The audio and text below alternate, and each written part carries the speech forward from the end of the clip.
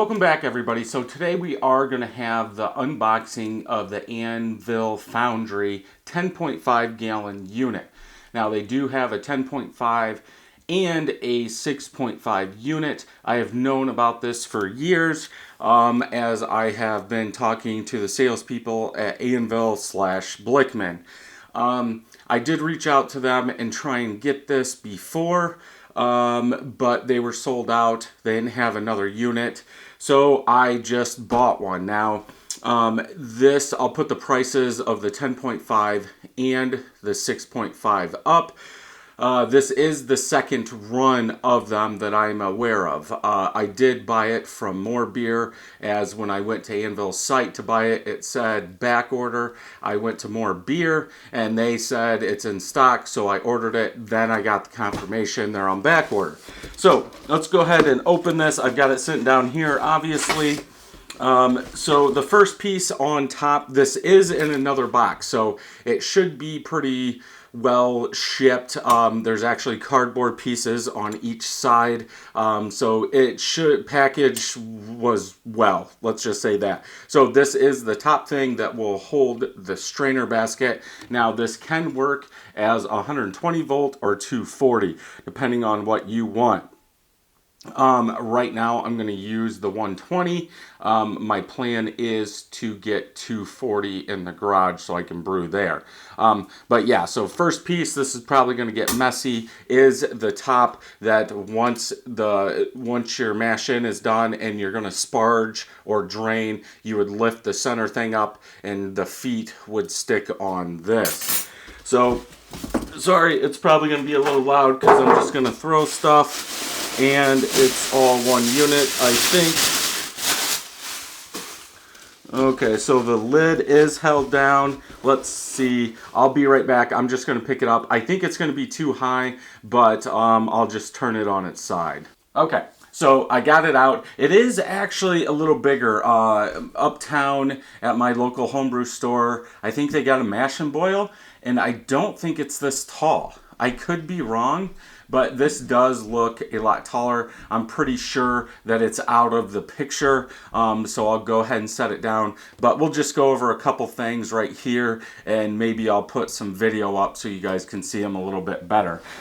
It does have a two-piece ball valve. I think this is pretty much standard. I don't think the regular bucket fermenter has an angle like this. I could be wrong. I will have to check. But it's pretty much the same setup. You could, if you wanted to, remove this and put a three-piece ball valve on there so it's easier to clean. But like the bucket fermenters, it just has a nut with a barb, and then you can attach a hose to it or a tube to go into the fermenter of your choosing. Right here, we do have the controls. We'll go over those. There's been videos. I'm not going to spend all day going over this because it's already been done. On the side, you do have your on and off. Then on the back, it looks like, I don't know if this is new, but this is a circuit breaker. I don't know if I've seen that on any of the other ones.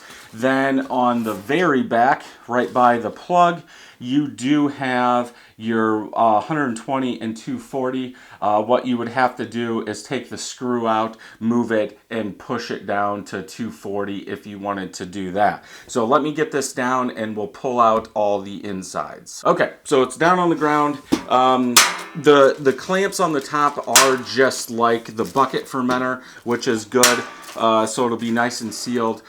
I have been reading, there's a Facebook group, and I've been reading, and a lot of people have been asking if you can ferment in this. So if you could just make the batch and ferment in it, I don't see why you couldn't. You could take the knob off, and there's actually washers in there, and I think it fits a bung. So you could put an airlock and a bung on here. This might work well for sours where you have to keep them about 105. That would be something that you could do if you wanted to. I'm not going to take it out, but it's a lid. This lid does have a hole, and supposedly this hole will take a rubber garment or whatever, O-ring, just like on a bucket where you would put the airlock on there. I did see that the other day, that somebody said you can buy them and put that on there if you did not want to take the handle off. Also, we'll get into it, but that hole is technically for the recirc. There's a recirc package that you can buy with the unit or separate later on if you want to.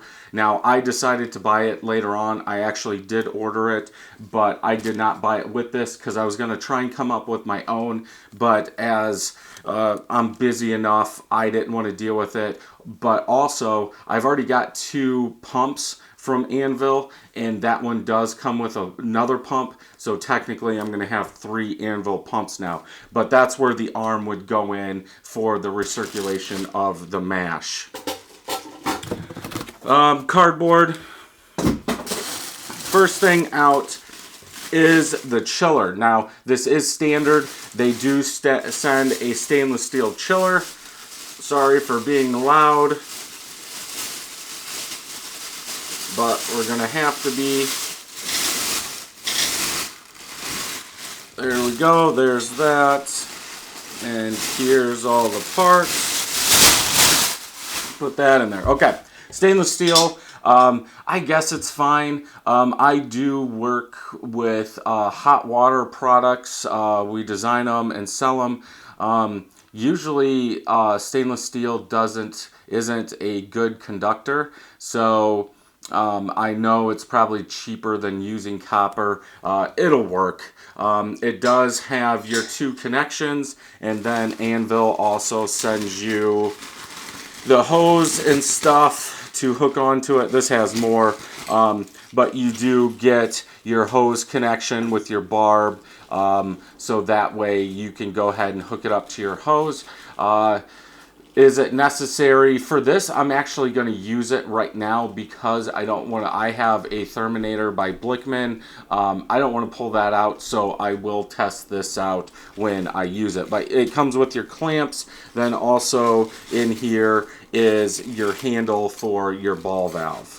So you pretty much get everything that you could start brewing, everything that you need. Do you need to recirculate? No, but it is going to help even out those temperatures in there if you do it, and it's going to make your beer clear after that hour. But yeah, so it's totally up to you if you buy the recirculation kit or not. Like I said, I didn't at first, but I did order it. Also, if you're watching this, John Blickman did come and say that in that pump recirculation kit, there's a screen that goes over the top, so that way it can disperse the water and you don't create just a hole in there. That they did redesign that so that way it would spread that water out. I don't have it yet. I don't have the first one or the second one, so I can't really tell you. I did reach out to Anvil to ask them if you bought the recirculation kit right now, if that new disc would be in there, but I haven't had anything back from them yet. So let's pull some more cardboard out here. Then it looks like it's the malt pipe. So here's the malt pipe. It does have a handle. That's kind of tight in there. I know one thing, because this is locked in there on each side, man, that's going to be kind of a pain to get up. That this is going to get hot. I think it actually hangs down too low. You're going to have to dig that out with your hand, or hopefully you have high temperature gloves to get this pushed up. To lift this out when you're done. We do see the feet on here. There's just some paper on there. The feet on there will lock on to that first ring on top, and that's what will set and then all your perforated holes will let it drain. You do have feet on the bottom, and those would be to hold it up off the bottom. I don't think you're going to get any scorching, but it's nice to see them do it. Wells on the side are kind of weird, if you ask me. It's not smooth at all. The welds are, but there's like little beads all the way around there. It looks like it's been ground some. And yeah, the feet are spot welded on there. The whole bottom is perforated. And there's another piece of cardboard in the bottom. Let's go ahead and take out the next one. Nothing else in there. Holy crap. Okay. Let me get this out of the bottom. There we go. And then we have the bottom. So we have our temperature probe. I'll take a picture of that. I don't want to bend it. And then we have our spigot that is in there. And it looks like it's about the thickness of my finger off the bottom. So you will have a little bit trube that will stay in the bottom. But it's going to be the same for all. If they really wanted to do it, they would have to concave that bottom and put a hole in there and then send it out. But the element is underneath it. So yeah, that is pretty much all you get. Like I said, you can get the recirculation kit with it if you want to, or you can buy it separate.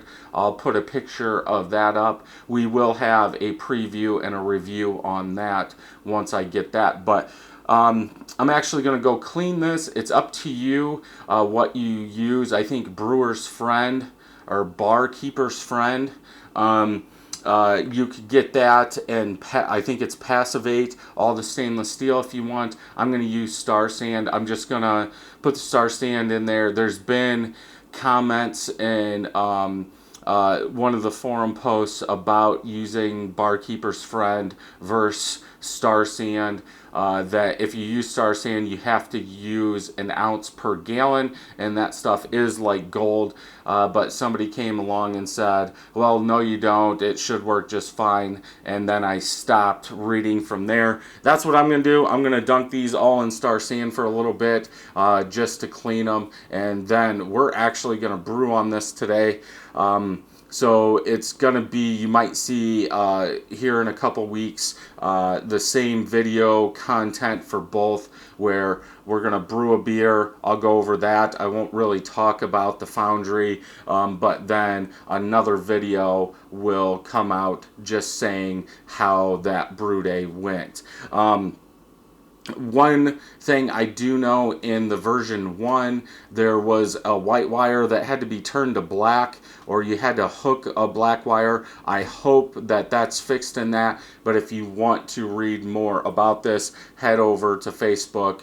I think it's Anvil Foundry group is the one, and you can get into that group to find out more. So yeah, let me know if you guys have any questions. This is my first time taking a look. I have read a lot about it, but let me know if you have any questions. If you like this video, thumbs up. If you don't, thumbs down. Make sure you hit that subscribe button and ring that bell so you know when new videos are coming out. And until next time, happy brewing.